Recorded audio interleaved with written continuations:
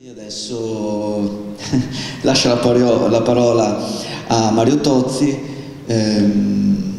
che no, perché mi ricordo il tentativo di moderare a Mestre clamorosamente fallito, perché ci siamo trovati a Mestre, io dovevo moderare una presentazione dell'ultimo libro di Mario Tozzi, Iniziativa di Feltrinelli, ho clamorosamente fallito. No, ma no, perché lui vuole, perché io parlo troppo, appunto, non è moderare. Però adesso non sono capace di moderarlo, no, quindi io chiudo qua il mio coordinamento. Rispondo alle domande o vado? No, vai pure, lascio la parola a Mario Tozzi, grazie. Beh, sì, era un tentativo, peraltro si parlava proprio di tematiche di questo tipo qua. Sì, sì, però lì ho sbagliato io perché non gli ho fatto fare nemmeno una domanda, lui ha tentato di farne alcune, ma poi dopo abbiamo parlato assai. Però tanto adesso invece già è stato detto parecchio, quindi non varrà la pena di ritornare su queste cose, già le abbiamo sentite. Si possono fare alcune considerazioni in ordine sparso, con un po' di prospettiva di storia della Terra, perché quello è il mio mestiere, mentre chi studia il clima oggi o il tempo, diciamo, sta più sull'oggetto in questo momento, su come evolverà. Effettivamente parlare di adattamenti significa dare per perduta la battaglia contro il cambiamento climatico, di fatto poi è questo. Di fatto non è vero, perché se noi dessimo per perduta la battaglia avremo un incremento di 4, 5, 6. Ecco, no, se ci arriviamo, significa darla per perduta in linea di principio, no? Uno agisce sulla causa piuttosto che non sull'effetto, invece se noi ci adattiamo all'effetto, la causa vuol dire che non la riesci a rimuovere, ed è questo proprio che succede, che noi non riusciamo a rimuoverla, comunque possiamo fare molto poco. Del resto questo perché poi ci sono diversi tentativi di adattamento, se io voglio stoccare l'anidride carbonica sottoterra, quello pure è un tentativo di adattamento, però significa dare per scontato che io non posso fare nulla per evitare che ne emetto così tanta. Fatto. Al di là dei pericoli, diciamo, che possono derivare da questo tipo di pratica, ma è proprio una questione di carattere culturale, secondo me, prima ancora che scientifica, perché poi dopo scientificamente questo si potrebbe vedere. Non l'ha detto nessuno, qua lo dico io, se noi oggi fermassimo ogni nostra attività produttiva, tutte, le autovetture, le vaporetti, i treni, le centrali elettriche, tutto quello che funziona bruciando combustibili fossili, aumentando l'anidride carbonica nell'atmosfera, se le fermassimo tutte insieme oggi e respirassimo soltanto noi le piante e basta, non ci fosse altro che questo, per tornare a vedere scendere la temperatura ci vorrebbero tra i 50 e gli 80 anni. Ecco, se si fermasse tutto.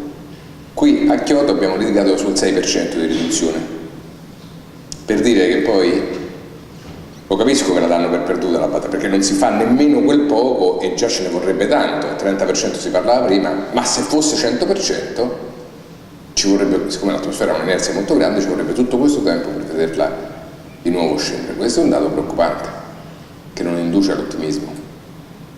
Però il motivo per cui ci si adatta e non si combatte il contrasto, non si contrasta il cambiamento climatico, è piuttosto un altro, cioè quello che si diceva prima, cioè che c'è un problema di, forse pure culturale e di costi, oltre che di altra natura che cerchiamo di vedere. Cioè intanto la riduzione, cioè l'uso, diciamo la prevenzione contro il cambiamento climatico o contro gli eventi naturali a carattere catastrofico, sia che sia 4 o 10 volte di più di quanto, che rende 4-10 volte di più di quanto renderebbe invece agire in emergenza, non viene percepito né dalle persone nemmeno da chi ha voglia di fare denari sui sistemi naturali, perché si parla di un danno che è distribuito nel tempo. E dunque tu non lo prendi, non lo percepisci tutto insieme, è come se ti levassero ogni giorno qualcosa dal conto banca, nemmeno te ne accorgi, magari però fa una cifra grossa alla fine dell'anno. E non è una cosa su cui puoi agire direttamente come una strada pericolosa sotto casa. C'è una strada pericolosa, ogni tanto qualcuno muore, prima si metteranno le strisce, poi gli attraversamenti, poi un semaforo, il problema l'hai risolto. Hai visto il problema, l'hai contrastato e l'hai risolto. Non ti sei nemmeno tanto adattato, hai fatto quello che dovevi fare, ma lì però lo vedi qual è il danno. Quando si parla di clima, soprattutto in Italia o in altri posti in cui, diciamo, non c'è, Venezia è già un po' diverso, ma insomma, dove non vedi salire il livello del mare, dove non hai magari ondate di calore troppo forti, dove gli eventi naturali a carattere catastrofico ancora non sono diventati così frequenti, allora lì dici, ma perché? Che mica quasi che mi cambia, non lo riesco a leggere questo danno sulla vita di un uomo, nemmeno sulla vita della generazione successiva, fondamentalmente ci passo oltre. Dunque questo è un po' un problema culturale, perché soprattutto da noi, in Italia dico, rispetto ai paesi anglosassoni o francesi, dove invece questo viene affrontato diversamente. Io ero a New York quando è arrivato Sandy, perché facevamo delle riprese, e era la fine di ottobre del 2012, e c'era per strada soltanto gli operatori della comunicazione, gli scienziati e ricercatori delle forze di sicurezza. Non c'era nemmeno un'autovettura parcheggiata in tutta Lower Midtown, Lower Manhattan e Midtown, non c'era. Vai a Genova durante le riunioni del 2011, le autovetture come proiettili hanno fatto danni almeno quante ne ha fatte l'acqua in sé. Cioè in un caso i cittadini, opportunamente allertati, ma lo erano stati pure a Genova, sapevano esattamente quello che dovevano fare, non ti devi girare per le case e se possibile l'autovettura portarle da qualche altra parte, infatti non ce n'era. Poi diciamo l'evento è stato anche meno forte di quello che doveva essere, ma c'era una preparazione di fondo. Noi non siamo così preparati, qui è peggio e lo vediamo con gli eventi alluvionali. Quindi diciamo che scontiamo un doppio problema. Uno, diciamo, di costi generali, in periodo di crisi economica investire nei miglioramenti ambientali viene ritenuto quasi uno spreco, nessuno pensa che questo può tornare utile, cioè, come si diceva, come è.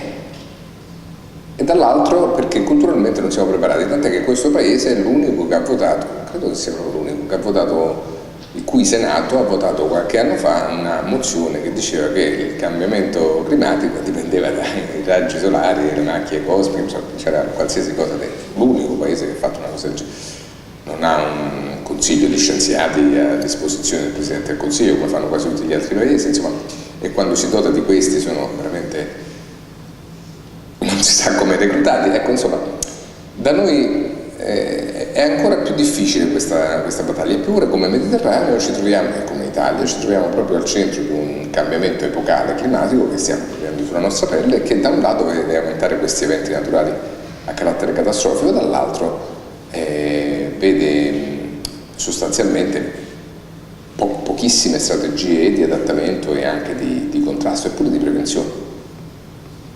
Un paese in cui c'è una protezione civile molto forte che funziona molto bene, ma in cui non c'è una prevenzione di questi eventi, se non in rarissimi casi.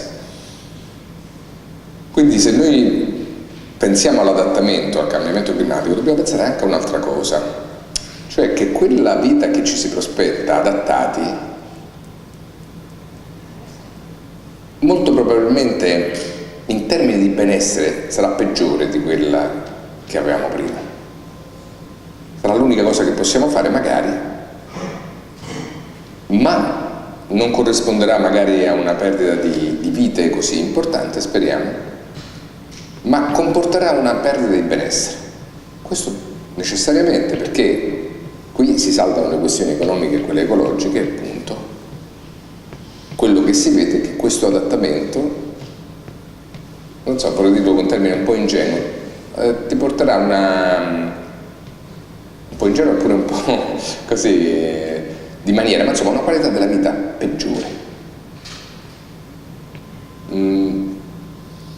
Su questo sono stati fatti diversi studi, ma insomma un mondo che ha sempre più abitanti, con esigenze sempre maggiori, in cui nessuno rinuncia a niente, tant'è vero che non ci si accorda sul contrasto al cambiamento climatico e poco pure sull'adattamento, non può portare come conseguenza, se ci si mettono pure gli altri fattori ambientali, la fine delle risorse per esempio, o il loro raggiungimento al limite, non può che comportare una perdita di benessere. Quindi fondamentalmente siamo tra le generazioni che si condanneranno a una vita peggiore rispetto a quella che c'era prima, pur essendo stati i nostri, almeno i miei genitori, avendo vissuto in maniera più stentata che non me. Già si dice da tempo che noi daremo ai nostri figli una vita meno agiata, ma è probabile che questo continui ancora, anche perché questo vale per noi, ma questo mondo è sempre più diviso in due. La nostra aspettativa di vita è 75-83 anni, a seconda che vai dal Giappone, ma negli altri posti sempre a 45 anni si muore di media, se prendiamo l'Asia e l'Africa. Quindi un mondo così diseguale, in cui si dice ai grandi paesi affluenti come la Cina e l'India di comportarsi meglio da un punto di vista delle emissioni, perché complessivamente per la massa di persone che ci hanno portano un contributo molto grande, ma che presi per unità inquinano ancora molto meno degli statunitensi o degli italiani, no? Perché sono tanti semplicemente. E non può vederci in un futuro con queste popolazioni che non hanno invece voglia di avere benessere e che non potranno avercelo, perché non sarà nemmeno possibile una redistribuzione di ricchezza, francamente non si è mai vista. Cioè, vuol dire che le questioni ecologiche si saldano talmente tanto fortemente con quelle economiche che noi rischiamo di avere un mondo che risponde, in qualche misura abbiamo sentito l'esempio di New York, ma anche altri se ne sono visti, e l'altro mondo che risponde sempre meno. E per esempio in termini di eventi naturali a carattere catastrofico qui la differenza si vede, quelli diventano alluvioni, ma pure terremoti, funziona la stessa cosa, o frane dei poveri, di classe fondamentalmente. Più danni, più vittime nei posti che sono più vulnerabili, dove nessuno può fare nemmeno un ragionamento di quelli che abbiamo fatto noi fino adesso. Tutto questo per dire che non riesco a leggere con ottimismo la situazione futura, in maniera molto semplice. Semplicemente questo pianeta non ce n'ha più abbastanza per sostenerci tutti in questo modo qui.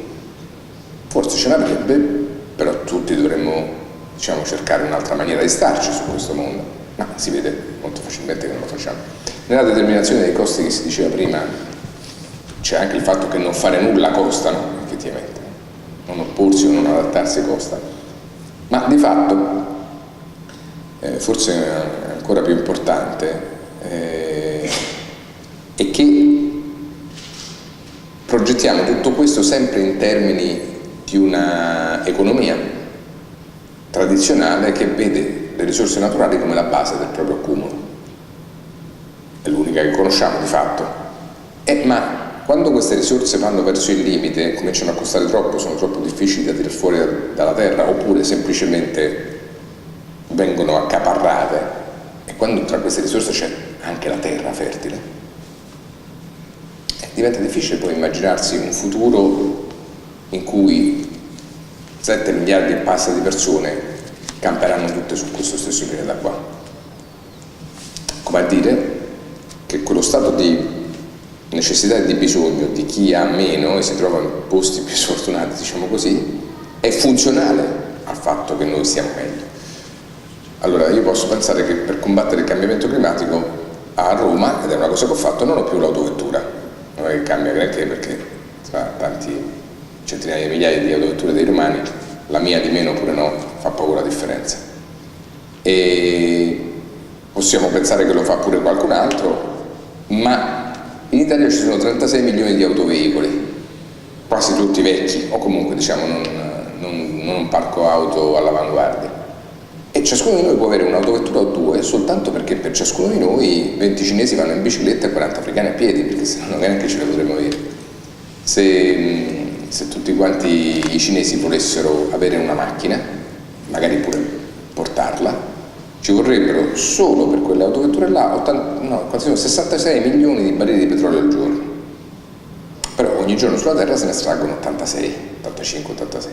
Dunque tutto il petrolio per loro. E già questo ti dice lunga come funzionano le cose. Funzionano così solo perché stanno in questo modo. Cioè il nostro benessere è pagato dal malessere di qualcun altro, oltre che sostanzialmente dalla rapina ambientale, cioè dal depauperamento delle risorse. E il clima fa parte di questo cosa. Il clima anzi lo mette in luce meglio, le estremizza di più. Si diceva prima l'adattamento sui 2 gradi centigradi di incremento di temperatura dell'atmosfera nel prossimo secolo, ed è giusto adattarsi, cioè è giusto contrastare e fare adattamento, perché comunque intanto qualcosa fai, è sempre meglio che invece lasciare andare le cose come stanno, che sarebbe ancora peggio. Ma se le cose vanno diversamente, l'avevamo sentito già, il clima prende una strada che non è valutabile in termini nemmeno di tendenze, non più di previsioni, ma nemmeno di tendenze, cioè non lo sappiamo esattamente come andrà, potrebbe riservarci sorprese molto ravvicinate, del tutto imprevedibili. Ma noi però non facciamo nemmeno questo, quindi ci avviciniamo allegramente al limite di questo Qualcuno paragona il clima a un orso che dorme, no? Tu ogni tanto gli dai fastidio, quello nel letargo non ti sente, dà una manata, insomma non succede niente, ma nel momento in cui dovresti disturbare parecchio, quello si arrabbia sul serio, e tutto insieme. Ecco, di fronte a questo è molto complicato guardare, cioè come uomo queste cose le vedo con grande buona volontà, no? Nel senso facciamo di tutto, appunto, rinunciato alla vettura, ma quello conta poco, ho cambiato la caldaia, fai conto che adesso è condensazione, che proprio quella c'ha i suoi problemi, ma comunque meglio di quella di prima. La casa è coibentata, avevo uno scooter elettrico che però poi la ditta è fallita, per cui mi è rimasto questo ferro vecchio che non si può più riparare, sembra un ferro da stiro, non so più che farci, perché però comunque ci abbiamo provato, quello nuovo è un po' meno inquinante, c'ha i suoi 4 tempi, si spegne al semaforo. Cerchiamo di fare insomma quello che possiamo per le nostre missioni. Sono vegetariano, ad esempio, non abbiamo parlato prima, insomma, la zootecnia, diciamo, il complesso degli animali d'allevamento mondiali, saranno 1,5 miliardi solo di mucche per non parlare di tutto il resto, quello c'è un impatto serio sulla componente umana che forza l'effetto serra, dunque parliamo insomma, percentuali diverse, ma comunque più dell'inquinamento, insomma, fanno più le bestie che non, quelle mettono metano, diciamo, come gas serra più potente dell'anidride carbonica. Però tutto questo, oltre che darmi, diciamo, ti dà la tua soddisfazione, se un altro lo fa siamo tutti contenti, però poi non incide. Abbiamo visto che i governi della terra su questo non si mettono d'accordo. Vediamo che le aziende, l'altro livello di attività, non c'è il cittadino, poi c'è il governo, ci sarà pure un livello produttivo di aziende, ditte multinazionali, in questo senso soltanto quando è conveniente, quando in quel modo si massimizza il profitto. Può succedere. Ho visto che l'adattamento, per esempio a Shanghai abbiamo visitato una fabbrica di tappeti, anzi più di una serie. Questi, soltanto rimettendo a posto l'impianto di condizionamento, levandogli i gomiti e facendolo più grosso, risparmiavano, fai conto, l'80%. Dunque potevano far pagare meno il prodotto, erano più concorrenziali, tutto funzionava meglio, tutto era più efficiente e quindi in questo senso premiati adottavano questa buona pratica. Ma è un lavoro lungo e duro, va a convincere tutti quanti che muovendosi un po' in questo senso si potrebbe fare. E mi sembra veramente una lotta durissima anche contro il tempo che passa, perché questo tipo di cambiamento noi lo percepiamo davvero molto rapido. Quest'anno, il 5 maggio, in Emilia-Romagna c'è stato un vero e proprio tornado, di quelli veri, diciamo, da corridoio dell'Oklahoma, grosso. Per ritrovarne uno così grosso bisogna tornare indietro al tempo di Machiavelli, che ne descrive uno che fece, si dice, girando per tutto l'Appennino, forse qualche centinaio di morti. Insomma, adesso questi sono più frequenti, le piccole trombe d'aria marine che vediamo nelle nostre vacanze sono più quei fenomeni, sono diventate altra cosa. Le alluvioni improvvise, queste flash flood, impropriamente bombe d'acqua, sono almeno dal 1996 la regola costante in Italia sugli aste fluviali minori. Non c'è più la grossa piena del Po, che la vedevi a Torino e te l'aspettavi a Ponte Lago Scuro dopo una settimana e sapevi quanto cresceva, 30.000 metri cubi al secondo, e allora che riuscivi a vedere. No, adesso è un'altra cosa. In 15 minuti c'hai tutta l'acqua che pioveva in 3 mesi e c'hai tutta insieme alla fine dell'asta fluviale, che è più piccola perché interessa i bacini minori, su cui hai costruito. Questo non induce a pensare con tanto ottimismo al futuro. Per cui, ecco, concludendo, non so se poi come ci vogliamo regolare dopo, ma insomma l'adattamento mi preoccupa sempre un po', perché tendenzialmente lo vedo come una maniera di arrendersi a un altro modo di fare. Giustamente mi si fa notare che comunque non adattarsi sarebbe peggio, e questo sono sicuro, e peraltro gli uomini in questo mostrano sempre grande capacità, no? Si sono sempre adattati. Pare che tutta l'umanità sia passata attraverso un collo di bottiglia molto stretto 76.000 anni fa, quando un grande vulcano, più grande che c'è sulla Terra, che si chiama Toba, ed è a Sumatra in Indonesia, esplose e cambiò, modificò, oltre a fare grandi stravolgimenti là attorno, ma non c'era tanta gente, diciamo, esplose e fece il suo effetto climatico, raffreddando molto la temperatura dell'atmosfera, fino a che fece molto freddo per parecchio tempo. Allora lì si calcola che potevano essere decine di anni o secoli. Però lo stesso si salvarono gli uomini in enclave sparse per l'Oceano Indiano e per il resto del mondo, perché siamo fondamentalmente animali che si adattano parecchio. Ne sopravvissero forse alcune migliaia, tutto, non tantissime. Dunque significa che attraverso i cambiamenti ambientali possiamo passare. E la vita dopo quello fu sempre migliore per gli uomini, in realtà, fino al benessere che abbiamo conosciuto non solo oggi, ma già da 10.000 anni fa, quando si inventò l'agricoltura, eccetera. Il dubbio è che oggi passare attraverso colli di bottiglia, come potrebbe essere quello climatico, sia sempre più drammatico invece. Comporta non tanto una riduzione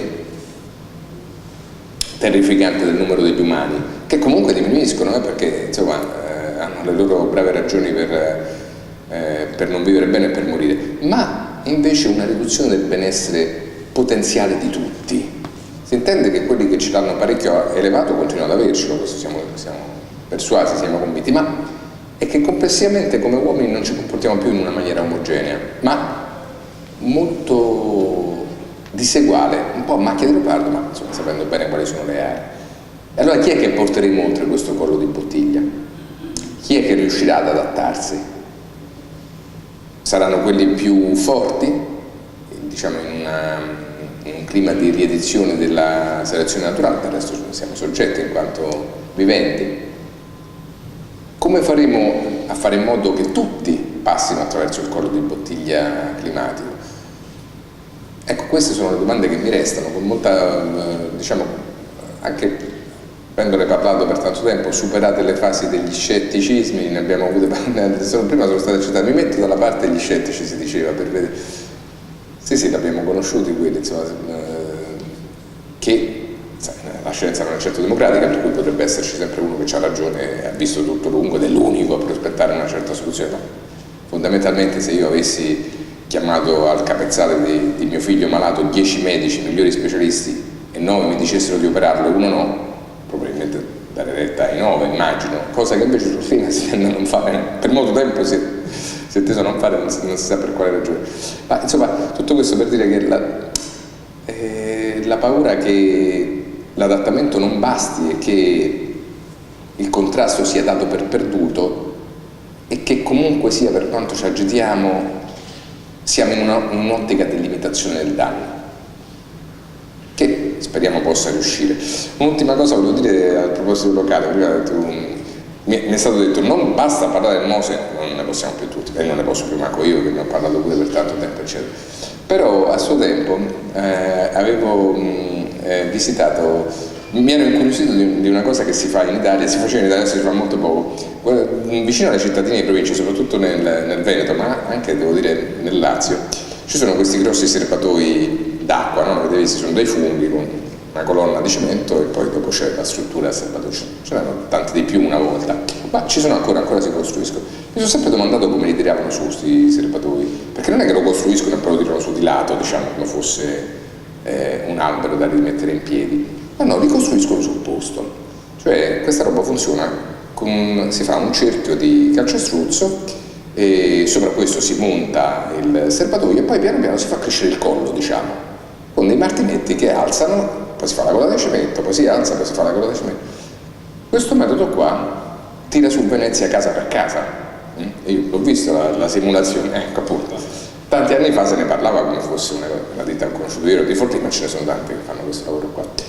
E quello è un adattamento, no? Giusto perché Mose pure lo è naturalmente, ma questo qui permette al veneziano che volesse tirarsi su, lì però ci doveva spendere qualcosa, casa sua, di avere recuperato, che ne so, il piano più basso che magari è sempre allagato, qua penso a un negozio, una cosa di questo genere qua, nel caso del Mose invece quello non ce l'ha. E così c'era tutta una teoria di risistemazione puntuale e locale, c'è una risposta locale a qualche cosa che invece è globale. Ecco, io me lo domando sempre, e con questo proprio volevo chiudere, c'ha senso più questa cosa che si diceva un tempo? Cioè che noi pensiamo globalmente e possiamo porci questi problemi a livello climatico internazionale, quello che abbiamo fatto anche in questo consesso, ma poi la nostra risposta, quando è globale, è molto poco efficace, di fatto. Ed è l'unica che funzionerebbe in realtà, non metti d'accordo tutti quanti su Kyoto e aspetta la firma della Russia e aspetta il Canada e poi quando ti trovi la coppa il Canada proprio che ti dice no, ma noi non più, è proprio frustrante. Localmente invece la risposta che posso dare può pure fallire, perché specialmente per il clima è complicato, ma come protezione, come adattamento forse invece funziona meglio. allora forse lo posso recuperare. Penso globalmente, ho capito qual è il problema, ma agisco localmente. Vedrai che funziona. In Italia non ho qualche dubbio, ma magari può funzionare. Grazie.